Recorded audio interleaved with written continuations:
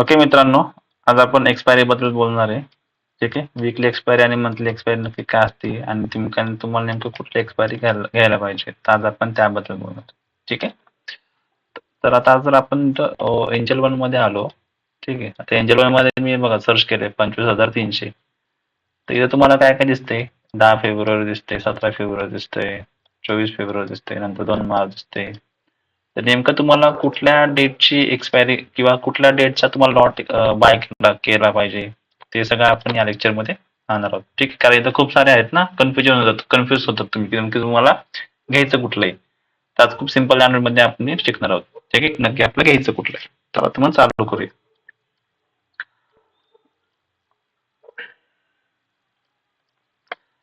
तर आता कसं असतं माहिती का मित्रांनो, वीकली एक्सपायरी जी असते ना, म्हणजे वीकली एक्सपायरी म्हणजे काय? ठीक आहे. तर वीकली एक्सपायरी म्हणजे काय? की जो तुम्ही लॉट बाय करणार ना, तो तुम्ही बाय करता 7 दिवसासाठी. ठीक आहे.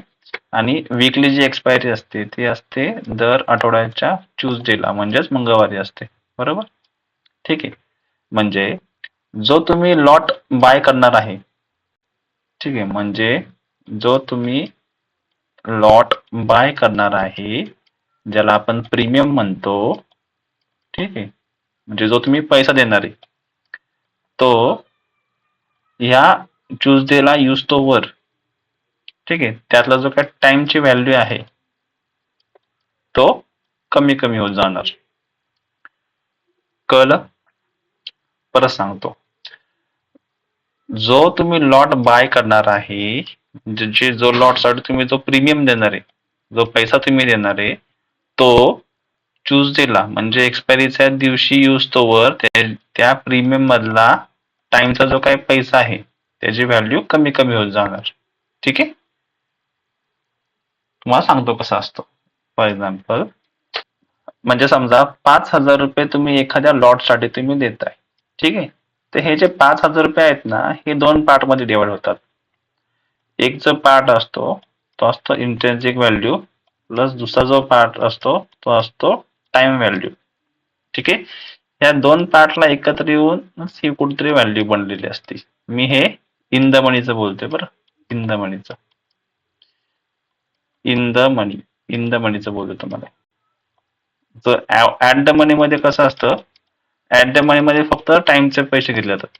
टाइम व्हॅल्यूचे पैसे घेतले जातात. आणि आउट ऑफ द मनी मध्ये सुद्धा टाइमचेच व्हॅल्यू पैसे घेतले जातात. ओके. म्हणजे तुम्हाला मी लास्ट लेक्चर मध्ये शिकवलं होतं in the money, at the money आणि आउट ऑफ द मनी. तुम्हाला आम्ही नेहमी प्रेफर करतो की तुम्ही इन द मनीचे तुम्ही लॉट बाय करत जावा. काय? तर इन द मनी मध्ये कसं होतं, तुमची जी लॉटची प्रीमियमचा असतो ना, हा इन्सेंट्रिक व्हॅल्यू प्लस टाइम व्हॅल्यू सोबत असतो. बरोबर. त्यामुळे ह्याच्यामध्ये जो टाइम डिके आहे तो कमी राहणार. बरोबर. आणि जो काही तुमचा लॉस होणार तो पण कमी राहणार. ठीक आहे. पण तसं ऍट द मनी मध्ये नाहीये. ऍट द मनी मध्ये फक्त टाइमची व्हॅल्यू राहणार, म्हणजे हे रिस्की राहणार. ठीक आहे. आणि आउट ऑफ द मनी तर खूपच रिस्की राहणार. खूपच रिस्की. म्हणून आउट ऑफ द मनी मध्ये सुद्धा टाइमचे फक्त 1/4 पैसे घेतले जातात. म्हणून याचे लॉट आपल्याला स्वस्त भेटतात. बरोबर. तर आता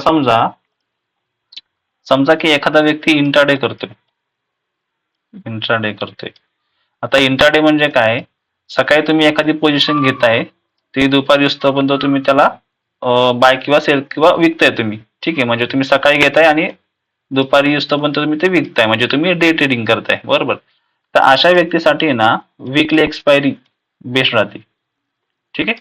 म्हणजे आज तारीख किती आहे? आज तारीख आहे 4 फेब्रुवारी आज. बरोबर. तर अशा अशा लोकांसाठी ना वीकली एक्सपायरी म्हणजे 10 तारखेची जी एक्सपायरी असते येणार, म्हणजे 10 तारखेची जी एक्सपायरी आहे ही त्यांच्यासाठी बेस्ट राहते इंट्राडे लोकांसाठी.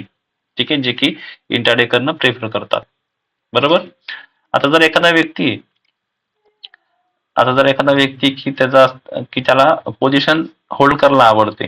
म्हणजे त्याला पोझिशन 4 ते 6 दिवस किंवा आपण 8 ते 12 दिवस त्याला एखादी पोझिशन होल्ड करायची.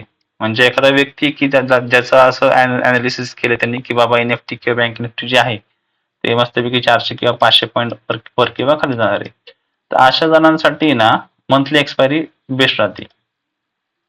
ठीक आहे. मंथली एक्सपायरी पण महिन्याच्या ट्यूसडे पर्यंतच असते. ठीक आहे. म्हणजे आणि विकली एक्सपायरी ही आठवड्याच्या ट्यूसडे पर्यंत असते. ठीक आहे. ट्यूसडेला असते. कळलं?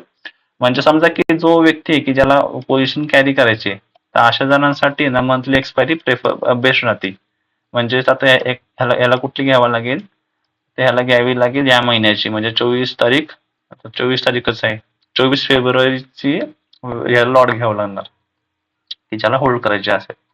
म्हणजे 24 फेब्रुवारीच्या एक्सपायरीचे त्याला लॉट्स त्याला घ्यावे लागणार. बरोबर? ओके? कळल्या गोष्टी? आता ह्याच्यामध्ये कसं आहे, ह्याच्यामध्ये मी 2 गोष्टी सजेस्ट करतो एखाद्या इंट्राट्रेडरला. ठीक आहे. इंट्राट्रेडरवाल्याला मी म्हणजे जो डे ट्रेडिंग करतो ह्याला मी 2 गोष्टी नेहमी सजेस्ट करणार. पहिली गोष्ट काय, जर एखादा इंट्राट्रेडर आहे ना, समजा की आपली एक्सपायरी असते ट्यूसडेला, बरोबर?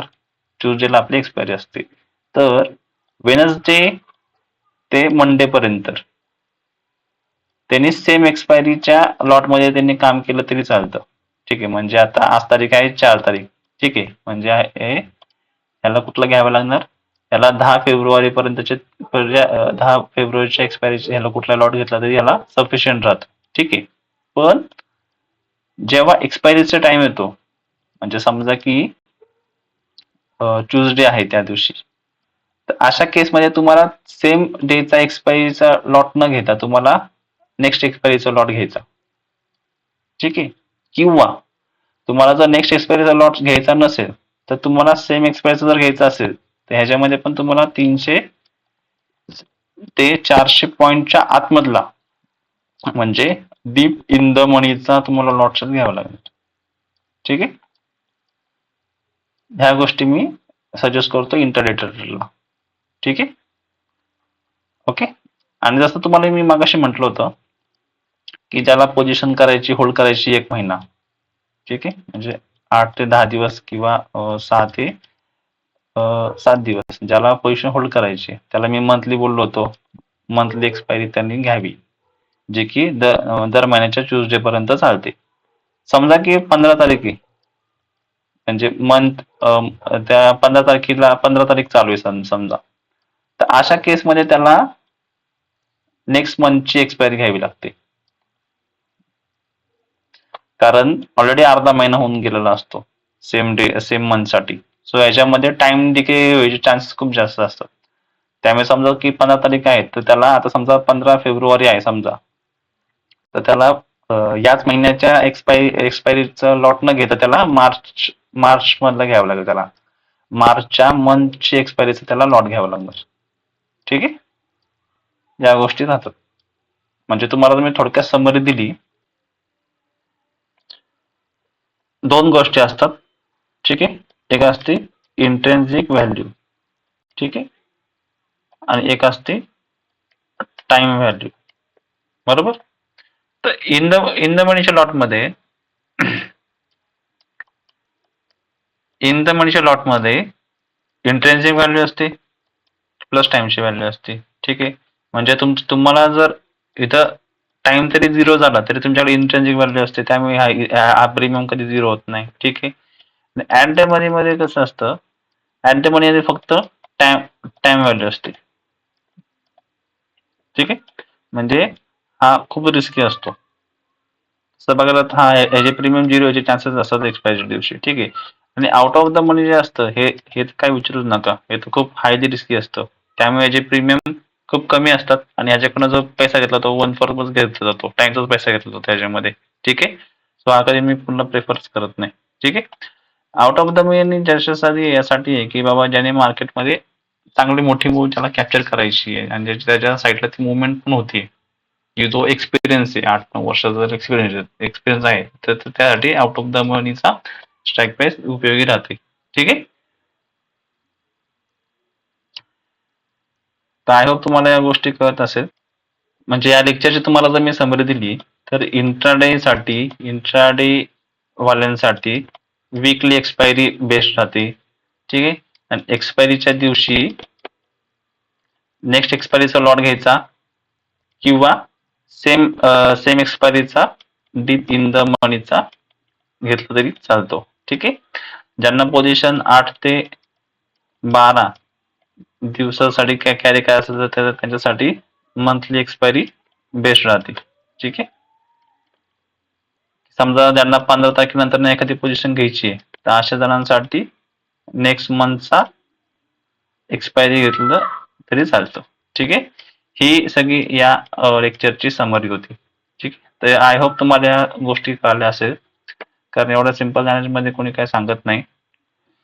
आय होप तुम्हाला ही व्हिडिओ कळले असेल मित्रांनो. ठीक आहे. जर व्हिडिओ आवडले असेल तर नक्की लाईक, शेअर, सबस्क्राईब करा आणि तुमच्या मित्रांना हा चॅनल आपला सजेस्ट करा ट्रान्झॅक्शन मंत्र, जेणेकरून ज्यांना ट्रेडिंग शिकायचे ते स्टार्ट करू शकता. ठीक आहे. आता आमच्या टायमाला कोणी आम्हाला सांगायला नव्हतं, म्हणजे 5-6 वर्षापूर्वी आम्हाला कोण सांगायला कोण नव्हतं, त्यामुळे मी फ्री सिरीज चालू केली आहे की जेणेकरून की ट्रेडिंग इतकेही अवघड नाहीये. ठीक आहे. चला मित्रांनो, भेटू पुढच्या व्हिडिओमध्ये. Okay, bye bye.